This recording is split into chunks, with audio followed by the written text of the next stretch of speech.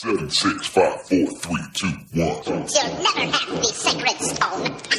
Oh, this you crazy mother. What's up, monkeys? Welcome to episode 23 of the Live Wild or Die podcast. And on this episode, I'm basically diving into the history of Monkii 360, how we came up with the initial concept, going through manufacturing, some of the challenges and hurdles along the way, and just kind of walking you guys through the process we go through on our end. It's definitely a combination of art and science, probably leaning more towards the art side. It's just a lot of it's just going with your gut feeling and what you know feels right. So it also going through it really highlights how challenging it can be to make things. Now I walk through the world now looking at all these different things, wondering how they're made and how challenging it was. So hope you guys enjoy, and in our next episode, we'll get back to more training and just monkey lifestyle, monkey mindset chatter. So please enjoy, and here we go. What's up, monkeys? Monkey Dan here. Welcome to the Live Wild or Die podcast. And on this episode, I thought it'd be kind of cool to walk you guys through kind of the history and product development of Monkii 360. Just kind of walk you guys through the initial concept and how we've gone through all these different steps to get to where we are now with a manufacturable item, which is way harder than I thought it would be back when we started this whole business and company back in, which was 2013, really. But I think one of the biggest lessons learned so far is just making things is extremely difficult, at least making things well and in an efficient manner. So I'm just going to dive right into the history of Monkii 360. So back in 2017, we were in the midst of trying to fulfill the Monkii Bars 2 Kickstarter, which we'd launched in 2016. And that was just such a challenge to say the least. But while we were in the midst of fulfilling, we couldn't help but think of new products and just new ways to train that were super portable or maybe would work really well at home. So Monkii David, who's my co-founder, good friend from college, we fought fire together. He actually was in the Peace Corps in Ethiopia. I think I mentioned that in the very first episode. But one of my best friends, and he really wanted to make a product that had something like a resistance band involved. And to be honest, I was kind of skeptical of it. I hadn't done a ton of training with those things, and I was a little skeptical. But what started to click for me was I'd done a lot of paddleboarding recently. So stand-up paddleboarding. So you're on this giant, it's basically like an oversized surfboard, and you stand on it, you have this long paddle, and you stroke, switching sides, and it's an awesome core workout, as well as balance, and just you're out on the water. It's so much fun. If you haven't done it, definitely try it. SUP, S-U-P, stand-up paddle. Laird Hamilton did a lot of it, and it's really blown up. So pretty easy to find. Rentals were pretty cheap, so I'd highly recommend it. But anyways, so as we were playing around with resistance bands and just these different modalities and ways you could interact with it, I kept going back to this kind of stand-up paddleboard idea. So this stroking, paddling motion.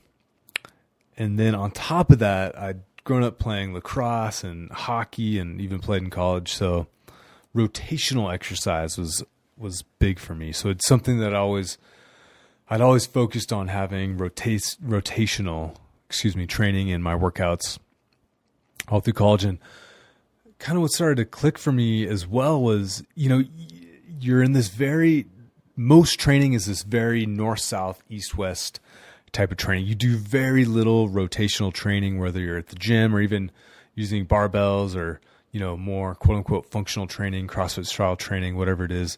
Rotation is not done often at all, especially explosive rotation.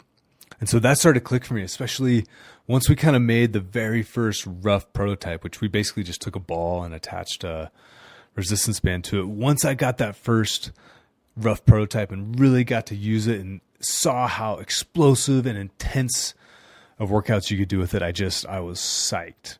And that's when that was kind of like that aha moment. So David and I will constantly pitch each other different product ideas. And, oftentimes the other has to kind of lightly let down the idea, saying, "Oh man, I don't think that's going to work." But every once in a while, there's that aha, that one we know it's going to work. And Monkii 360 was one of those. So we were able to kind of rapidly do some prototyping, working with a student who made us some 3D prints. So basically what he did was, I think there was 20 3D renderings that the student had made. So we got to see all these different shapes and grips and all these different ways it would be oriented. And we kind of picked our top two, and then, we made a 3D print. So a solid, rigid, hard 3D print of each of those 3D renderings. Got those in our hands, and they were pretty good, but they still weren't what we wanted. We wanted for the intensity of the workout, the grip needed to have this kind of undercut to it, and also a little bit of kind of squishiness or softness, so you can kind of dig your fingers in, which in turn also gives that irradiation. So irradiation is tension from one muscle transferring tension to another muscle. So basically, like if you kind of hold your hand loosely, if you take your hand, open it, and then close it loosely, like you're holding like a ripe strawberry you don't want to crush, there's not much tension going up your arm. But if you do the same thing, but you crush the strawberry in your hand, so squeeze your hand as hard as you can, you'll feel tension all the way into your lats, even maybe your pecs a little bit. So that irradiation was something early on that we noticed, and we really wanted to incorporate a grip that would elicit that irradiation phenomenon. So we'd gotten these 3D prints and tested them. They weren't quite where we wanted to be, but it was a step forward. And what was cool as well is at the time we were in a space where we had kind of like a full-on monkii gym / R&D center. So we could be testing out products all the time that we'd come up with, just kind of making rough prototypes. And whenever friends would come by, or even like the UPS guy, we'd say, "Hey man, you got to try this out." So we'd hand them the Monkii 360 prototype and have them do a 4-minute Tabata, and people freaking loved it.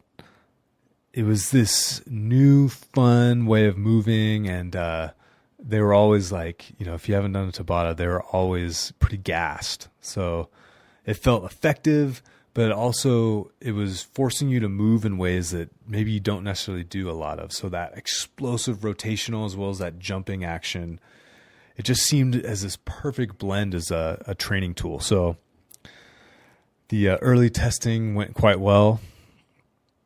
And to be honest, it kind of sat on the shelf for a while. We launched Pocket Monkii in the summer of 2018, so a little over a year ago. And, Monkii 360 kind of went on hold with fulfilling Pocket Monkii and just all kinds of changes we were going through. We both had kids, and it wasn't something we had the time for. But nonetheless, we still had those renderings. We still had the rough prototype. So we were in a position where we could kind of bring it back to life quickly. And once Pocket was finally starting to get fulfilled and everything was looking good, I spent a day just kind of scouring the internet, and I found our manufacturer, which it was super challenging because of the way the grip's made. It's not an easy product to mold, and we finally found a manufacturer that could do this complex shape for us. And we basically spent, since December of 2018, we've been basically in constant contact with them. It was kind of fun. We actually, I called them, talked to them on the phone, and then like 2 weeks later, we flew out to the Bay Area, San Francisco Bay Area in California, met for like a couple hours, brought our rough prototype, we set up on a hotel door in the lobby, and we're doing the workout, and they could see, they saw how awesome it was, and they were bought in right away. So ever since then, we've just been in this constant contact, this constant back and forth, iterating, going through renderings. I think David sent them like 10 emails one night, going back and forth, going, "Oh no, wait, I got to change this. What about this color? What about this texture?" But They've been very patient with us monkeys and gotten us to where we are today. So we have essentially a finished and ready manufacturing prototype. I have it sitting right here next to me. So the only thing I don't have that's official is the foam is what we'll actually use. The rubber is what we'll actually use. The webbing, everything. We 3D printed some of the plastic components just to avoid having to make a super expensive tool that we may end up changing. So what I have sitting here just has a few parts that are 3D printed, but essentially everything else is ready. We've cut all the tools for the foam, the mass core. Oh, that's speaking of mass core. So I remember David calling me one day, and he's really trying to pitch me on this thing.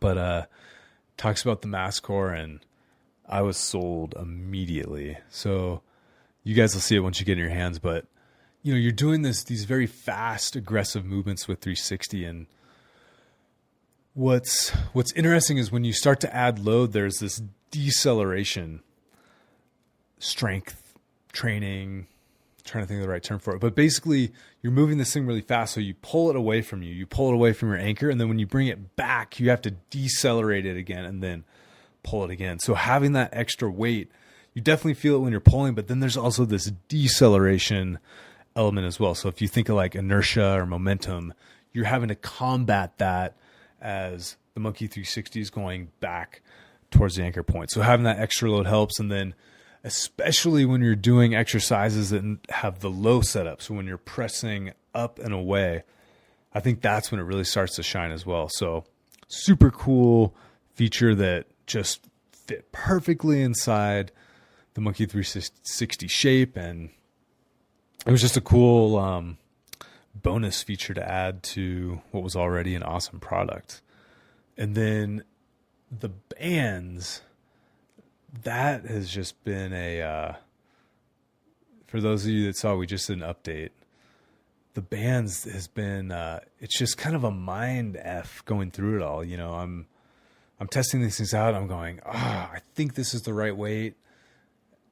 And the problem is the person I trust to kind of go off of that is up in Montana. We have Monkii HQ Montana, Monkii HQ Colorado, or North and South, however you want to call it. But I didn't really have anyone to kind of bounce ideas off and back. So finally I got to what I thought was the right weight, sent those to David, and, we kind of talked about it. And then we did this one more revision, and I think it's super dialed now. So again, it's part of the process. And that's the beauty of Kickstarter and crowdfunding. We can, iterate in real time, get feedback from not only kind of the monkey elders, but we can reach out to friends that are local monkeys and get their feedback as well, so we can make the best product possible. But yes, I think the bands are super dialed. And then again, it's each training style has the companion band. So cardio are going to be the lightest. Hybrid is kind of in the middle, core or heavier, and then tactical are the heaviest. So I think it's just going to be awesome to get this thing in your hands and see how wild you guys get. But back to the tooling and working with our manufacturer and all that, what was so cool as well is we basically got to work directly with the people that are going to make this thing, with their design team, with their engineering team. So we didn't show up with this item that was badass, looked cool, worked really well, but it was very complicated and difficult to manufacture. So for anyone that's trying to make a product, kind of to share a lesson I've learned a few times now is there's design and then there's design for manufacturing. So you can get to this awesome, beautiful piece of art, but then when you actually go to mass produce it, it might be it's not to say it's impossible, but it's a significant challenge. And for us, we've learned to work directly with our manufacturers, and it just helps so much with getting a quality product and getting it in a much faster timeline, and just being able to rapidly iterate and even expand upon capabilities that weren't yet in existence. So for example, the Dynaforce bungees, we've added this elastic sheath on top of the rubber inside. So basically you can have a shorter band that stretches more, whereas before, if the sheath on the outside was static, if it didn't stretch, you would be limited by the length of the sheath. So I'm pretty freaking stoked on that, and I think you guys are going to like it too. It also, little side benefit, as you stretch the sheath, it also starts to add a little more resistance. So always trying to get you guys wilder. But so yeah, tools are cut. We're making parts, and assuming no major natural disasters or anything of that nature, should be shipping these babies out in spring of 2020. Which I can't believe it's 2020 already. I have a 13-month-old little girl, and time goes by fast in general, I think, as you get older, but once you have kids, time goes by way faster. For sure the fastest year, 13 months of my life. So if any of you guys have kids on the way or have kids, I'm sure if you don't have them yet, get ready. And if you do, I'm sure you guys can relate. So that's a quick and dirty history of Monkii 360. Thanks for tuning in, and hope you guys, well, I gotta thank the Monkii community again for helping us get to $1 million Kickstarter. It's, the first time it happened with Monkii Bars 2, it was like, I just couldn't believe it. With Pocket Monkey, there was something I felt really confident. But for the third time with 360, it's just, we can't thank you guys enough. So thank you, Monkii family. Maintain the monkey mindset in all aspects of life, and monkey on, everyone. Thanks for listening.